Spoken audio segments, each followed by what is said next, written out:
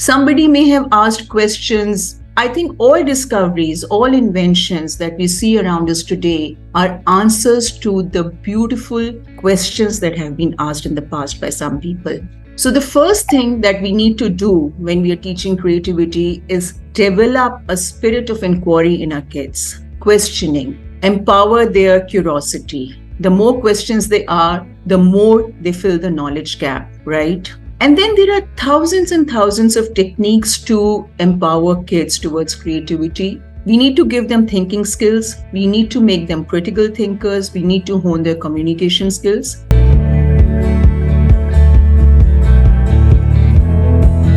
Hello everyone, I'm Jitendra Singh, banker turned entrepreneur and author of the book Pepek Mastering the Art of Selling. I welcome you to read my story where I interview authors, speakers, coaches, celebrities, entrepreneurs and more. Today I have with me Miss Meera Aggarwal. With over 3.5 decades of experience, she is an accomplished educational consultant, coach and author. She has worked with renowned organizations such as HCL, GTC Industries, Council for Indian School Certificate Examination, and Dhirubhai Ambani International School, Madhuban, Vikas Publishing House, and others. Her expertise encompasses academics, education policy, school management, administration. She is deeply committed to education, accessibility, and has undertaken meaningful projects like establishing a nursery school in Uttarakhand for underprivileged children, with a special focus on the Muslim girl child. She also supports Holy Family Asha Niwas, an orphanage for street girls in Delhi.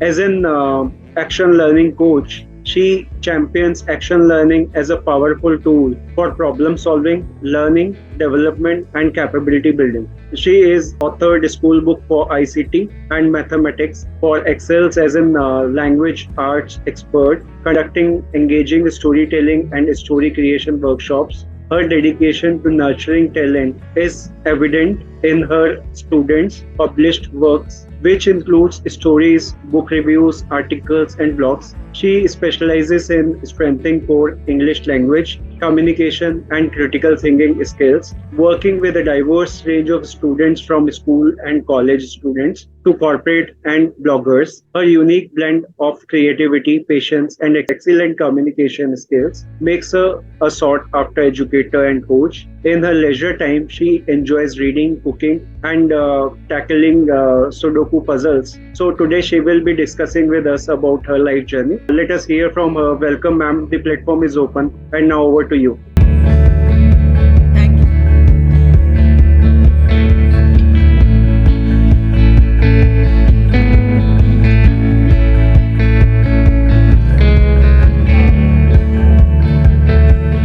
Thank you, Jitendra. First and foremost, I want to congratulate you on the great work that you're doing. I have gone through many interviews on Read My Story, and they are truly inspiring. Thank you for the wonderful introduction that you've given, and thank you for having me here. I'd be happy to share my experiences. I'd be happy to talk about the work that I do. Thank you, ma'am. It's a pleasure to have you.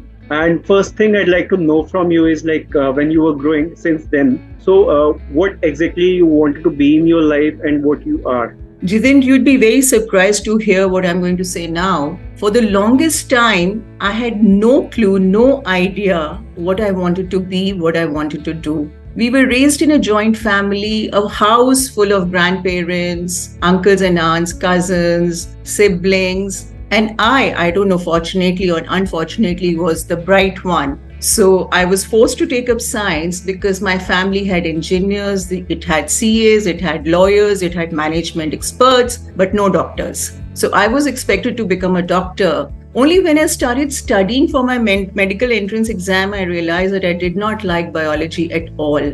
Anyway, I was again pushed into science stream. I did physics for my graduation. I enjoyed it. I must say that despite the fact that this was not my calling, I enjoyed doing everything that I did. Only at the stage of post-graduation, I changed over to humanities. I took political science. Because of my science background, I excelled in political science. You'd be surprised to hear that again. I got the 4th highest marks in the university, and my professors and my colleagues and my peers were surprised This girl has never had anything to do with humanities or arts, and here she's excelling. So I've had a blend of science, humanities, etc. I still did not know in which line I wanted to go. Along with my post-graduation, I was also doing a diploma course in computer science, and I was picked up by HCL.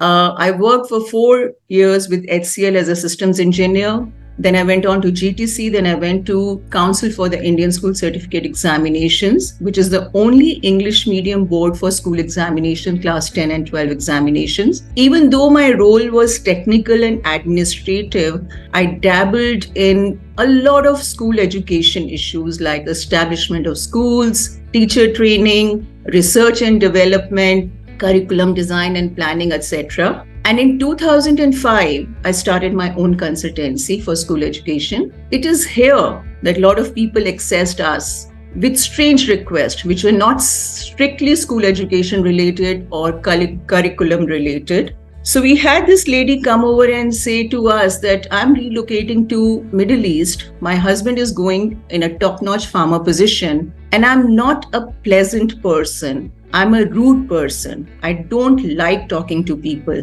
Can I be helped? There was a grandparent who walked in and said, my child is very fidgety, and because of that reason, he does not get many chances in school. There was a diplomat's wife who came in and said, I need to work on my pronunciation. I need to improve my writing skills. Can I be helped? And many more such requests. That is when I realized that first of all, I need to upskill myself and then start helping these peoples. So I did a lot of short-term courses. I learned a lot. And today, I'm a very successful soft skills trainer, a mentor, a coach, a counselor, and most of all, a friend to all my clients. It's really wonderful. So my past life actually didn't really help me shape the person that I am, but it did prepare me in a certain way. It gave me, the science subjects gave me a lot of logic, the power of reasoning, and I'm happy that I did sciences at that level.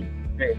Now, if I ask you things you are passionate about in your life, so what are those, and what is the role of motivation and inspiration onto it further? Jitendra, I'm most passionate about my work, the work that I do with my children. You know, when I see a story taking birth, an original and unique idea taking shape in the form of a story, I get very excited. It fires my imagination, and nothing is stopping us at that point in time. As far as motivation and inspiration goes, everything around me, my entire environment inspires me, it motivates me. So there are two ways of getting inspired. One is you look at people doing things nicely and you get inspired. And sometimes you see people doing things not so nicely and you realize that you don't have to do those things. To give you an example, there's a gentleman next to my house who every day in the morning takes the garden hose and washes his 3 cars, wasting tons and tons of water. I discussed this with my class and we converted it into a fairy tale. So that's the kind of inspiration we draw from sometimes things that we are not supposed to do. Right. And you rightly pointed out the stories are really close to our hearts. We have grown up hearing so many stories, and everyone loves to hear different kind of a story always. So nice to talk about that further. So if I ask you, ma'am, about your work and experiences, some of the things you already mentioned, but I still would like to know more on a little brief, about your work and experiences, how they were going, because you have worked more than 3.5 decades. That's really huge. And now, since 2005, you've been working as a full-time trainer, coach. So how is the journey after starting your own venture? It is a fantastic journey, Jitendra. So I primarily work in 3 areas. I work with corporates as a soft skills trainer. I recently concluded a communication workshop with the Ministry of Health and Family Welfare. I work with corporates on a very special management tool called Action Learning. I'm a certified coach on that. So it is a tool that it's a very dynamic tool, time-bound process that solves problems, that creates understanding at all levels, and at the same time, it builds the individual, the team, and the organization, bringing about a change in the organizational culture. It's not very popular in India as of now, but many big corporations around the world, Microsoft, Tesla, you name it, they are all taking in this tool as their learning and development strategy. Thirdly, I work with children, I work with people from all walks of life, irrespective of their age and their vocation, help them with their creativity. So I have some bloggers coming to me. I have children coming to me for creativity. And when I say creativity, it's not just storytelling, it's a lot many more things. So my journey is going on. It's fantastic and I'm loving every moment of it. Really nice. So, ma'am, if I ask you like your vision, mission, and goal in life for next maybe 5 to 10 years from now, so what you think that should be? Within my vision, mission, and goals all culminate into one thing, which is giving my students the requisite skills, the confidence, and the visibility. I want them to become the best version of themselves. So it is not something that I'm going to pursue for the next 5 to 10 years.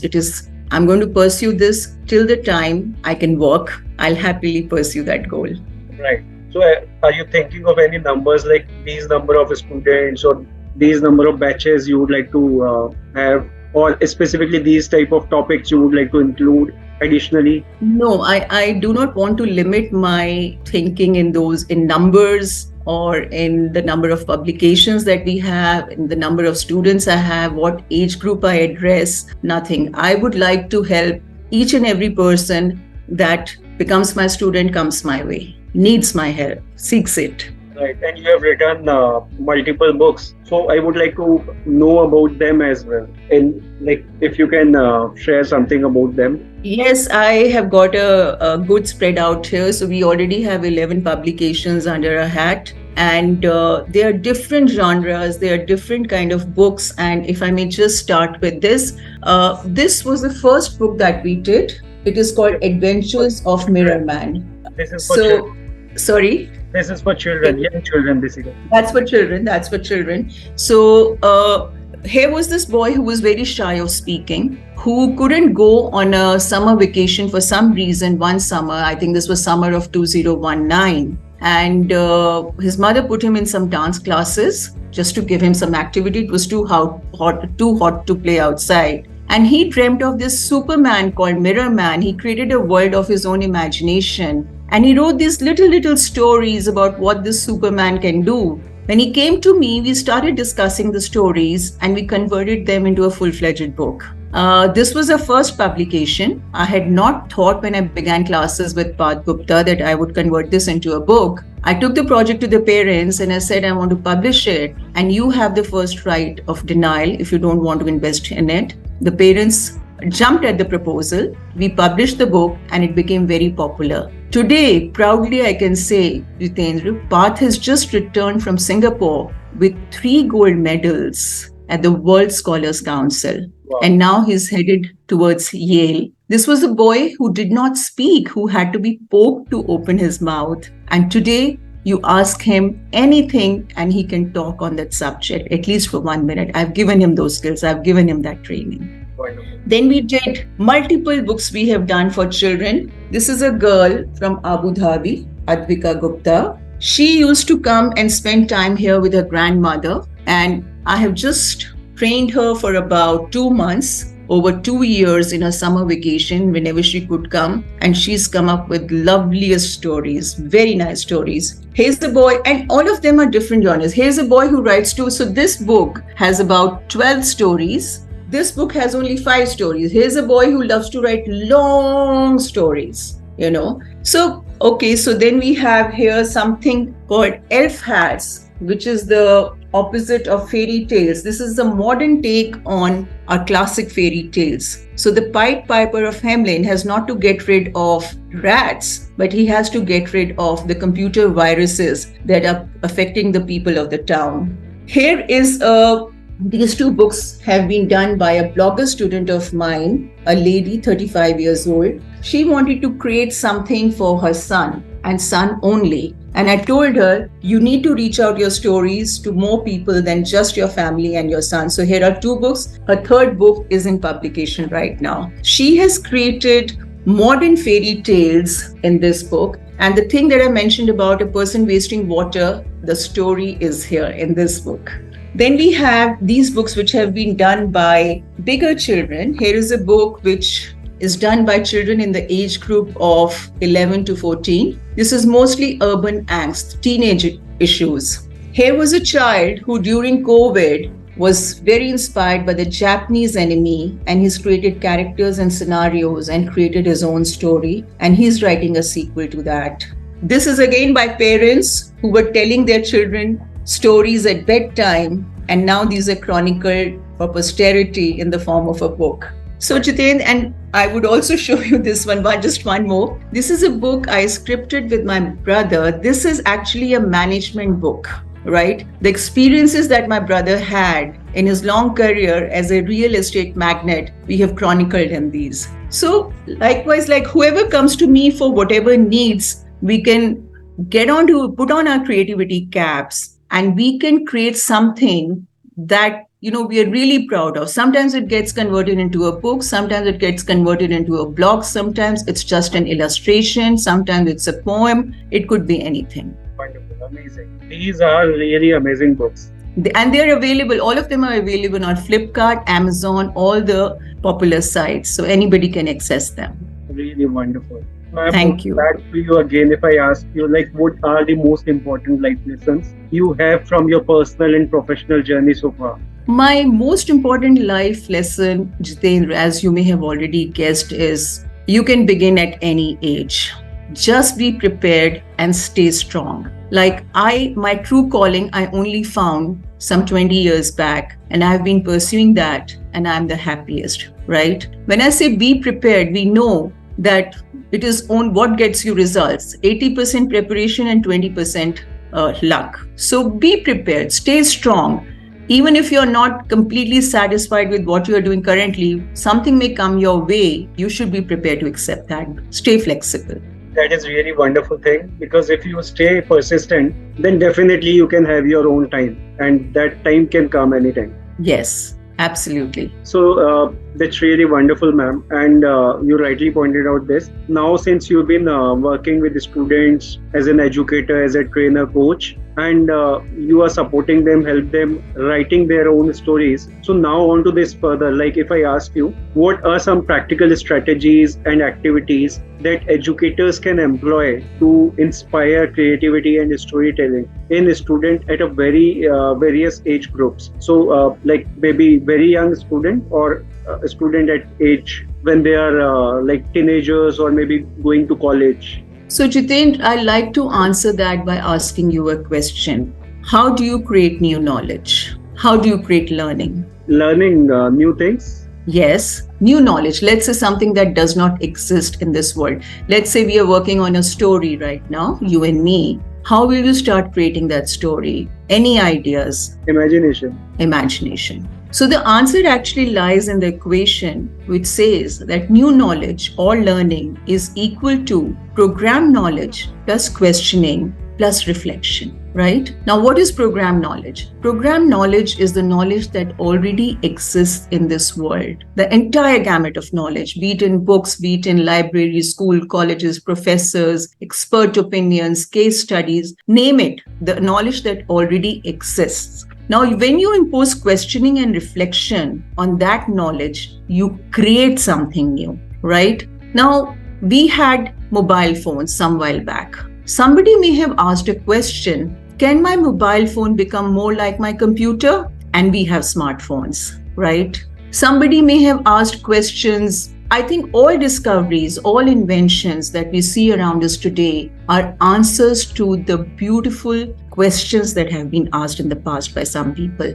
So the first thing that we need to do when we are teaching creativity is develop a spirit of inquiry in our kids, questioning, empower their curiosity. The more questions they are, the more they fill the knowledge gap, right? And then there are thousands and thousands of techniques to empower kids towards creativity. We need to give them thinking skills. We need to make them critical thinkers. We need to hone their communication skills. So coming to the very tangible things, let me just point out two examples to you. So there's a technique called PMI, right? I'm just giving you two techniques of the many that we employ. What is PMI? PMI is positive, minus, and interesting. So let's say a kid has an idea. Let's say you have an idea for a story. I'll say subject your idea to PMI. What are the positives of the idea? What are the minuses of the idea? And what are the interesting things about the idea? You will evaluate it yourself. I just gave you the tool. You are the thinker, you are the doer, you are the decider whether you want to go ahead with the idea or not. Another technique we employ is consider all factors, right? Now let's say, take a small example like you need to choose a friend, right? Consider all factors. Whether you want to make a boy your friend or a girl your friend, what age group you need, what are the likes and dislikes, do you have commonalities, etc., etc. Then consider all factors, take out the most important ones that matter, and then thirdly, ask a peer or a facilitator or a mentor whether you have missed out something, you need to add or omit anything, etc. So many techniques. So basically, it's the questioning, it is the communication skills, it's the critical thinking that needs to be developed in kids, and then give them these little tools and techniques to hone their creativity. Very nice, ma'am. Both the techniques are really wonderful. And now, if I ask you, like, can you share some success stories or example of students who have significantly benefited from creativity and storytelling initiatives in education? Like some of the examples you have already shared, but now Yes. I'm talking about like in their education, how they are performing. So what happens is when you excel at one thing, chances are you excel at other thing because it creates an attitude of excellence or hardworking or persistence or flexibility in one. So so we need to understand this, that all kids are different and they learn differently. Not everybody learns the same way. The first thing that we do is understand a child or a client as to what their needs are, what is the best way to communicate with them. So there may be a child who's a reader, there may be a child who's just an illustrator, hates to read or write. So we have recently we still have the child who just hates reading, hates writing, he just wants to illustrate. And then there's another child in the same class who loves to read and who loves to write. He loves to read Greek mythology. He's creating stories based on Greek mythology. So I think 3 to 4 months down the line, Jitendra, we'll have a new book where there'll be new myths answering things like why rabbits have long ears, why pigs love mud, why parrots can talk like humans. So these are all ideas that he's answering because he loves Greek mythology and he's basing all his stories as an outcome of all these animals interacting with the Greek god of nature, Pan, right? Now, one is writing the book and the other one is going to illustrate for him. There's collaboration, right? There is a team spirit. So when we give all these skills to children, they demonstrate these skills in their educational effort also. What is happening in a subtle and an indirect manner? Their spellings are improving, their thinking processes are improving, their vocabulary is improving, their attention span, and most of all, their listening skills are improving. Other than questioning, which we practice a lot in others thing, all this helps them in their education in schools and colleges. Really nice. Because when you concentrate on one thing, it helps you concentrate on other thing as well. Absolutely. Absolutely. So, ma'am, since we are living in digital world now, so in this rapidly evolving digital age, how can educators strike balance between traditional teaching methods and leveraging technology to enhance a students' creativity and storytelling skills? Thanks to COVID, Jitendra, technology is all pervasive now. It's everywhere. It's already, whether we like it or we don't like it, kids are using technology rampantly. So kids are, doing their own YouTube channels. They are doing podcasts. They are creating animations. They are creating digital stories. Everything is being done. The balance, I think, is in the hands of the adults in a kid's life. The educators, the parents, then other adults. We need to just slightly monitor as to what the kids are doing and how they are doing. And eventually we need to teach them, like I said, communication, critical thinking skills, habits of the mind, flexibility, persisting, finding humor, collaborative learning, team spirit. they can be their own judges as to which method they want to use at what time. So whether we like it or not, there's nothing like creating a balance between technology and traditional methods. It is for the students and the teachers and the educators to decide what best fit will work for which student. How to benefit in a maximum way possible. Otherwise, it has both sides, positive and negative. We have to leverage the best points from both approaches and give the best to the children. Correct. Rightly pointed out. So now coming back to you, if I ask you, what is your take on success? And what are your views and thoughts about it? Success to me, Jitendra, is being able to do what you want to do without any restrictions at any stage in life. Like, I have been enjoying whatever I have been doing, but I'm happiest right now since 2005 when I started doing this kind of work. I was destined to be a teacher and a mentor, which I found much later. But I would also say that embrace change, right? Be prepared to take on the new tasks. If you are prepared to take on the new task, you will find yourself successful most of the time. To me, it's not about resources, it's not about the riches, it's not about the position and the power. It's about how happy and contented you feel with what you are doing with your time.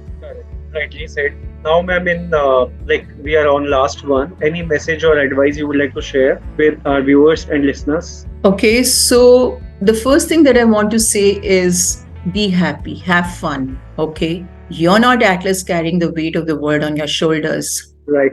The second thing that I want to say is what I see around me these days is people are too judgmental. Everybody is living their own story. We don't know much about it. So don't judge too soon and don't judge too critically. And third, and the most important, which I think I've already said somewhere, attitude is everything. If you develop an attitude, let's say, of excellence, if you can do one thing very well, chances are you'll do all things very well because that's ingrained in you. That's your attitude. Rightly pointed out, and these three things are really important for anybody. Whatever they do, wherever they are, whichever field they choose, whether job, business, sports, anything, if you follow these three things, then definitely it will help you in any which ways. So that's really nice, ma'am. You have shared wonderful things, and your journey was really inspirational. You have worked more than 3 decades and worked in different segments, and after that you find your passion towards teaching and educating students, and you are also not only working with students, you are working with corporates as well. So amazing journey, and I really enjoyed the conversation. Lots of learning from there. Looking forward to hear more from you soon again, ma'am. Thank you so very much once again. Thank you so much. I'm glad, and keep doing the good work, Jitendra. I'll be watching. You have 225 interviews. I've watched about 5 or 6, but now I have made it a point to watch at least 3 in a week, and very soon I would have watched all. So all the best and thank you. And I post 3 interviews in a week. Okay, so first I'm going back to the older ones, and I think I'll soon catch up. Sure, ma'am. So that would be my pleasure. And thank you once again. And I'll also share your social media link along with the interview so that people can be in touch with you, take your help and guidance. And there are so many young ones who can take your guidance for writing their book. And also definitely maybe a book, maybe a blog post, or maybe some other kind of storytelling form which they would like to opt. So helpful for them. So guys, don't forget to check that out too. And thank you so very much everyone for watching and listening. I hope you all must have gathered a lot of information and enjoyed watching it. Don't forget to like, share and subscribe. Have a good time. Thank you and bye-bye.